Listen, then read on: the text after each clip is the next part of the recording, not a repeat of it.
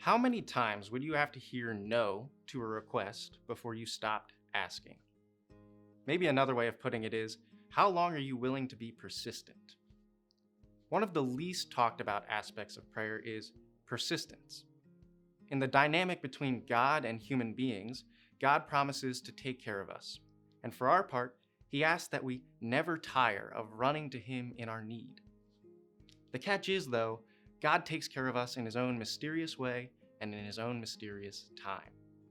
If we're being honest with each other, I think we'd all say that it's pretty difficult to continue to bring the same need to God over and over again, especially when we feel like He isn't providing an answer or an answer we like. That's what makes the life and prayer of Zachariah and Elizabeth so admirable. I mean, how many times do you think Zachariah and Elizabeth prayed to God to bless them with a child? It must have been thousands. And yet, even as the years slipped by and their chances of ever having a child dwindled to nothing, they remained faithful to God and persistent in prayer. And while this doesn't always happen, God answers their prayer in His own time. And not just with a child, but with John the Baptist. When we look at a story like this, it's easy to think that the only relevant holy moment is the one we see and experience on the pages of Scripture. But the thing about most holy moments is that they're often hidden. Like an iceberg with 80% of itself hidden beneath the surface of the water, we aren't able to see the countless moments of trust and patience and enduring that Zachariah and Elizabeth displayed in the decades before this miracle happened. But that might just be the most beautiful and inspiring part of the story. During my senior year of high school, I had my own experience with the power of persistent prayer.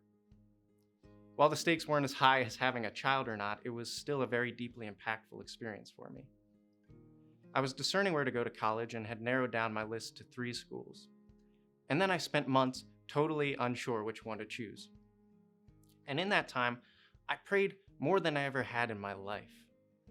Every day I'd pray, God, help me make this decision. Guide me. Show me where you want me to go. And for months, I didn't get an answer, and I was frustrated. Then, about a week before I had to make a decision, I attended an accepted students' lunch for one of the schools left on my list. And it was there, surrounded by people alive with their faith, that I finally felt like God spoke into my life and said, "This is where I want you to be." It wasn't nearly as epic as an angel coming to announce a miraculous birth, but that's not what really matters. What matters is that each one of those persistent prayers was a little holy moment of trust and hope in God. Now, college ended up being a wonderful experience for me, but looking back now, I can see that learning to trust God more than I ever had before, that's the most beautiful part of the story. And so today, if you're waiting on God for an answer, I encourage you to persist in your prayer. And whenever you have this experience in the future, just remember that each persistent prayer, however imperfect, is a holy moment of trust in God. And God never fails to do wonderful things in the lives of those who trust Him.